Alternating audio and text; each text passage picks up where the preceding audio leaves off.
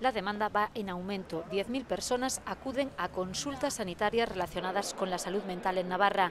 1.000 personas requieren ingresos por trastornos más graves. Incorporando a la persona usuaria en la toma de decisiones, favoreciendo su autonomía. Ante el aumento de demanda habría que redimensionar plantillas, al menos contratando 35 nuevos profesionales y creando una nueva unidad de hospitalización en el complejo hospitalario. Se estima un coste de 24 millones de euros hasta 2023. Propone igualmente incorporar un modelo de hospitalización más flexible, adaptado a las necesidades de las personas usuarias, lo que hace necesario la dotación de una nueva infraestructura que contribuya y favorezca a una atención más humana e individualizada. La prevención de la enfermedad mental y la intervención precoz se tornan evidentes para prevenir, entre otras, el aumento del número de suicidios, una realidad que preocupa al Departamento de Salud. Prevenir el suicidio sería una meta muy ambiciosa.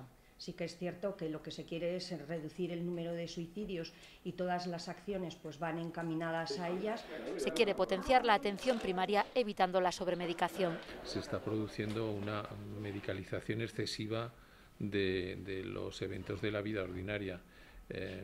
Por ejemplo, el duelo, porque fallezca un familiar es lógico y hay que pasarlo. Una cosa es que se esté triste y otra cosa es que se esté deprimido y que ese cuadro necesite un tratamiento médico.